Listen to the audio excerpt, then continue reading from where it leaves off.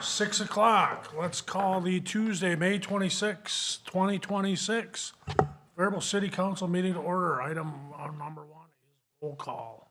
Councilmember Barnes. Here. Dumbuya. Ross. Here. Rowan. Here. Van Sluis. Here. Teal. Here. Mayor Spooner. Here. And pledge allegiance.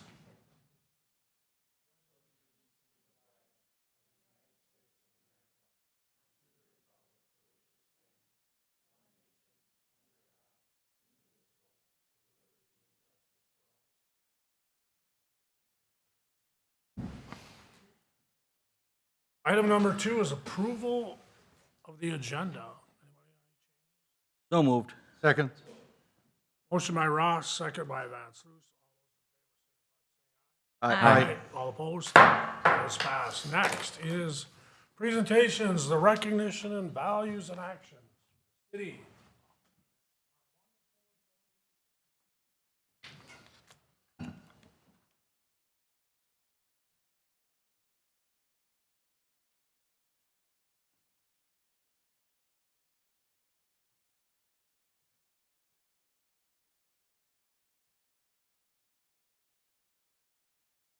Oh, yep, we're good. If I could get the first person, Emily Braun, to please come forward.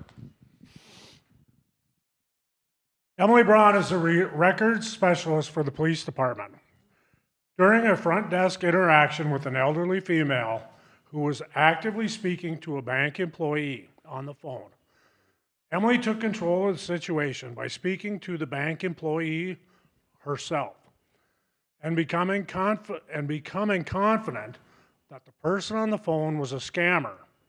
After hanging up, Emily learned that the elderly had $9,000 of just withdrawn cash in her purse and was headed to a cryptocurrency ATM to rectify an account shortage. Emily exemplifies her customer service duties by going above and beyond and demonstrating the city's values and respect and honesty with others.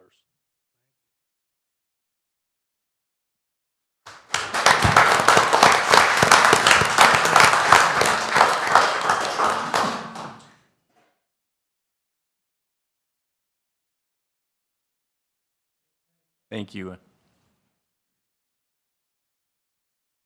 Next is respect. Danielle Radke. Danielle is the administrative coordinator of the Public Works Department. Danielle has gone to great lengths to provide the finance and better understanding of Public Works invoice and allocations. Rather than simply providing the information, she details the reasoning behind the invoices and why it's a matter to their department for budgeting processes. This is instrumental in strengthening and better understanding between departments. Danielle's willingness to share her knowledge is an asset to others and builds strong working relationships and reflects a team-first mindset. Her respect and collaborative approach helps create a positive workplace culture.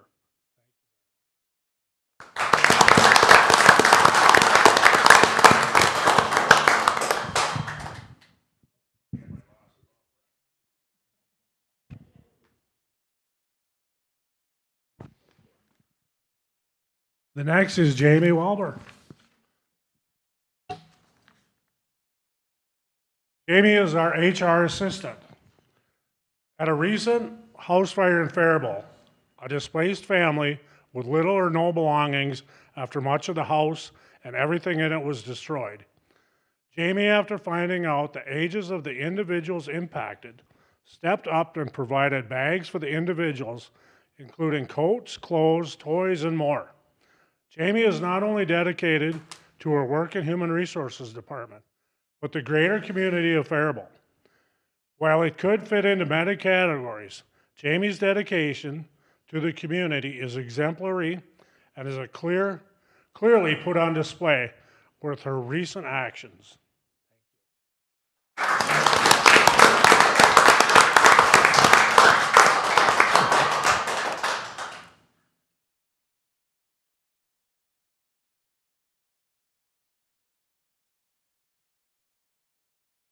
And to David Johnson.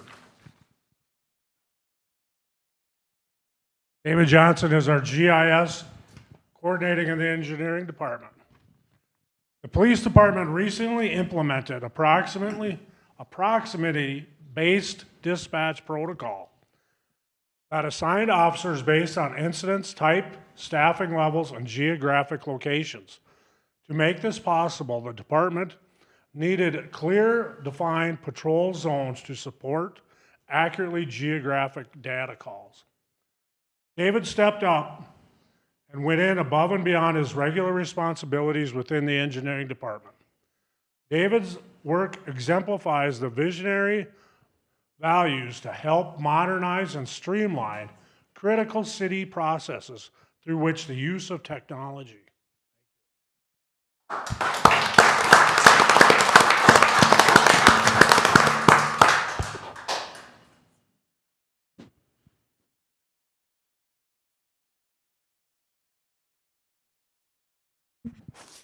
And last but not least, Hunter Hodek.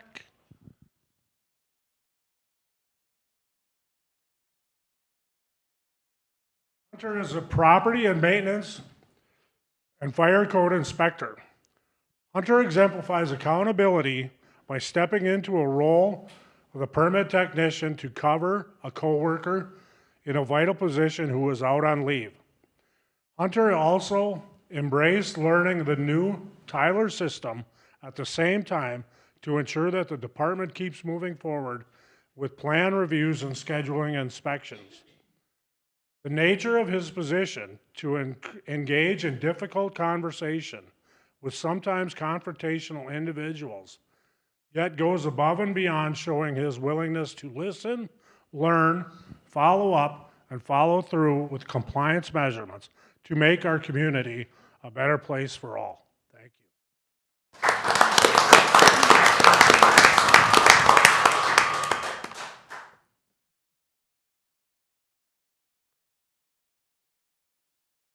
Congratulations, everyone, and thank you to all of our employees.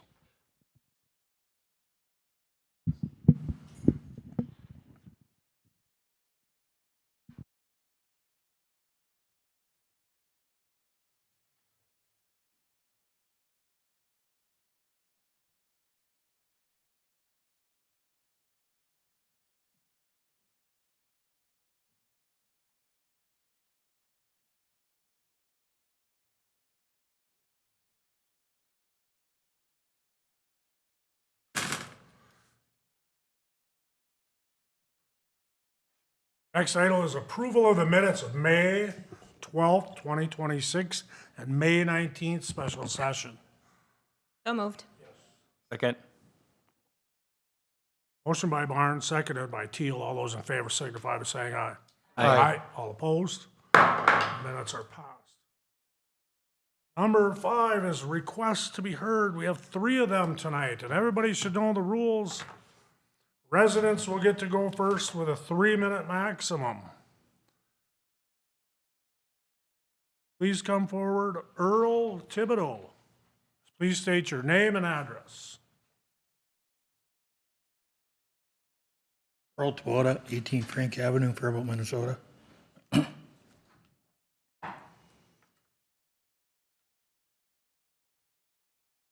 Oh, I'm here because I got a one-way alley behind my house that runs along Maple Lawn Cemetery. I've called the police, contacted the city. People use it as a two-way alley. My neighbor that lives on the corner has almost been hit 15 times because there's no stop sign there when you go the wrong way. The city didn't put up a sign. I put up a sign saying it's a one-way alley because nobody cares about it. And they're driving on my grass and his grass, wrecking my property. And I'm tired of it. Nobody wants to do nothing about it. I want to know what's going to be done with it. It is technically an easement. It is not an alley. So, I mean, I've called the law enforcement. I went to your city garage, everything about it, and nobody wants, whatever. Isn't it a law that if you drive down a one-way, it's against the law, and you get a ticket? Well, just like a DWI, you get a DWI, that's a law, right? I mean, driving in a one-way on the wrong way is ticketable offense, I'm thinking. So why isn't nothing being done about it? This has been going on for years. And my grass is getting wrecked and my neighbor's grass is getting wrecked over this. Because it's only fit for one vehicle. Because of the maple lawn there, the cemetery's there and my yard's there. There's just, one path. So I'm getting very frustrated with it and I want to know what can be done. I don't have any answers for you tonight, and we do not comment on public comment period, and we're gonna direct staff to get back to you on Okay, so what do I got to do? Or this. They will get a hold of you, right, Mr. Duchesne? I don't know if they got my number. Yeah, if, Yeah, we have is the phone number on there, Mayor? I don't think I put it on there, did I? not put it on here. No. I can I'll give it to I'll you. get the clipboard to you. We'll grab your phone number Okay, and we'll have all right. someone follow up with you. All right, thank you. Next one, Karen Zeller. Hello again, Karen Zeller, 1901 Crystal Lane, Faribault, Minnesota. And each time I've come before you, I've tried to hit a different area of concern regarding the data center. So I don't keep repeating myself. Today I am planning to piggyback off of something someone else had said, a previous person in one of the earlier meetings who talked about the noise level of a data center. I guess I was really naive. I hadn't even thought about noise. I'm thinking about the environment. I'm thinking about all these other factors. Noise wasn't something I thought about. So I did some basic research, which perhaps you guys have done too. If I were really good at this downloading stuff, I'd really have a lot of different ones to show you. But I used Instagram, and I found multiple examples of the noise that are emitted from data centers. Now, keep in mind, only one I could get was it's a bigger center than supposedly proposed in Faribault, but my understanding is from what I've heard that is not going to stay small. But at any rate, what I want you to hear is the noise of this data center.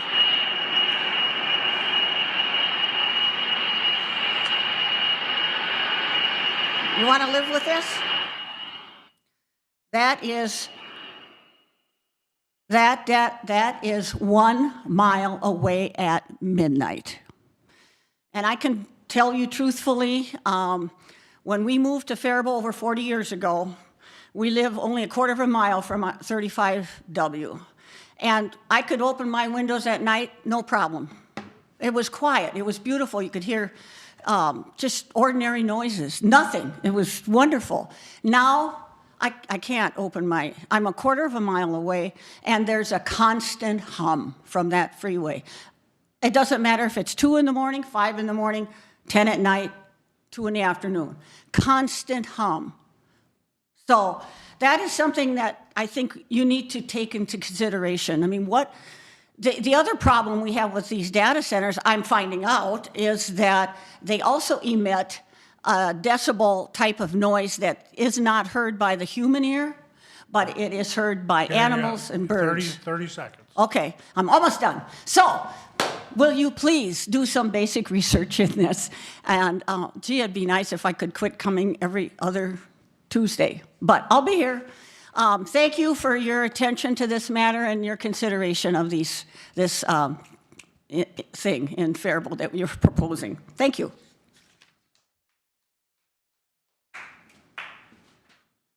Yes, you're up. You know well. Dodo Spring, 16922 Cabot Avenue. I have to say it was just a pleasure to listen to those awards. And it was a shock to hear the recording of, that was a data center somewhere, right? Right. So I have environmental illness, and I also have preferences. I've lived deep in the city most of my life, and I chose to spend my last years living in the country.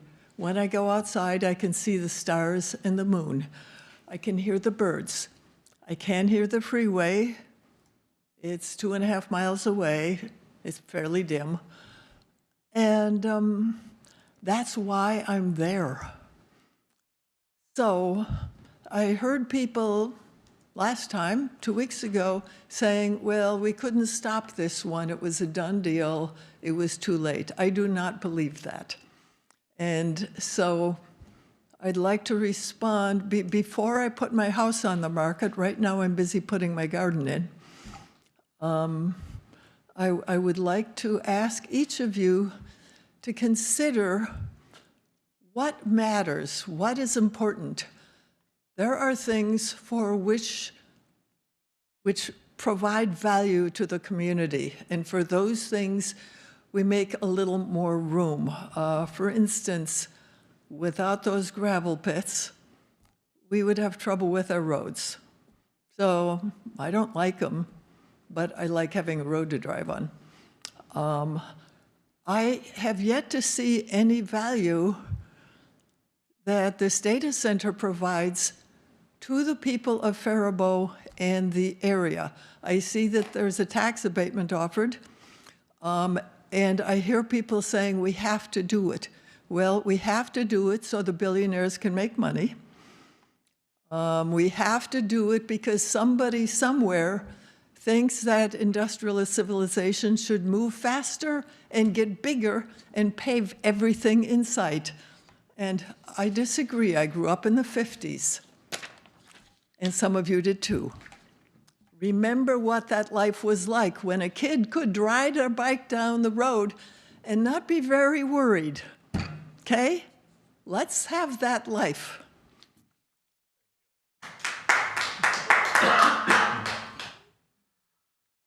That completes tonight's request to be heard.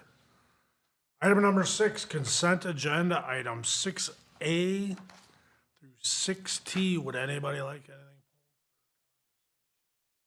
Mayor Spooner? Yes. I'd like to abstain from voting on 6M and 6R. Anybody else have anything? No. No, it's just, Mayor Trying to get Spooner. him to say it, but Mayor Spooner. yes. I'll make a motion to approve consent agenda items 6A through 6T. Second. Motion by Ross, seconded by Teal on 6A through 6T, except for Peters, 2 abstains. All those in favor signify by saying aye. aye. Opposed? Motion passes. Tonight, public hearings, we have none. Requests to be heard. Ordinance 2026-08, a vacation of vacate a portion of a stormwater sewer at 105 River Chase. Dave Wanberg. Thank you, Mayor. This is the second reading of the ordinance to vacate an unnecessary stormwater easement at 105 River Chase Court. We have made no changes to the ordinance since the first reading, so we are recommending that you approve the second reading of the ordinance, and then with a separate action, approve the summary publication. All right, any questions for staff? Seeing none, I'll entertain a motion. So moved. Second. Motion by Teal, second by Roan. All those in favor of the ordinance 2026-08. This is a roll call. Councilmember Barnes. Aye. Ross. Aye. Rowan. Aye. Aye. Steele. Aye. Mayor Spooner. Aye. Ordinance passes. Ordinance summary publication. I need a motion. So moved. Second. Motion by Van Sluis, second by Barnes. All those in favor signify by saying aye. Aye. All opposed? That passes. Item B is a third amendment to the purchase and development agreement, Lot 1, Block 2, River Chase Apartment. Mark Duchesne will give us this acting city. Thank you, Mayor, members of the council. This item was added at the very last minute tonight, but earlier today, city staff was contacted by the proposed developer of the second phase of River Chase Edition. This is the redevelopment of the old Lockerbie property down there off of Willow Street. We were scheduled to close on the sale of the property. It's city-owned property to the developer this Friday. Subsequent to that scheduled closing, the developer ran into some concerns with their lender about some additional environmental testing that the lender would like to see them do. So they would like to get that scheduled ASAP. So this third amendment to the development and purchase agreement actually just extends the period with which they have to close to July 29th, I believe, or July 31st to close before or on, and then also extends their due diligence period for environmental investigation to the end of June to allow this to move forward. Being the late addition, we thought we'd just put it on the discussion items here in case there were any questions, but it's been done twice. This will be the third time to extend the development. I will entertain a Mayor motion. Spooner. Yes. I'll make a motion to approve the third amendment to the purchase and development agreement for Lot 1, Block 2 of the River Chase Edition. Second. Motion by Ross, second by Barnes. All those in favor signify by saying Aye. aye. All opposed? That passes. Bids, we have none. Boards and commission reports, announcement, project updates. I have a few. The Straight River Art Festival is this Saturday at Central Park, 9 a.m. till 5 p.m. Farmers Market and Aquatic Center, they both open on June 6th. And then our Safe Summer Kickoff is June 4th at North Alexander Park at 5:30. Anybody else? There is a chamber mixer at Thursday afternoon at Faribault Transportation at 4:30. We approved some really nice donations to the Safe Summer Kickoff tonight, so that's awesome. Thank you to those people that donated. All right. So moved. Second. Motion by Barnes, second by Van Sluis to adjourn. All those in favor signify by saying Aye. aye. All opposed? We are adjourned. Thank you, everyone.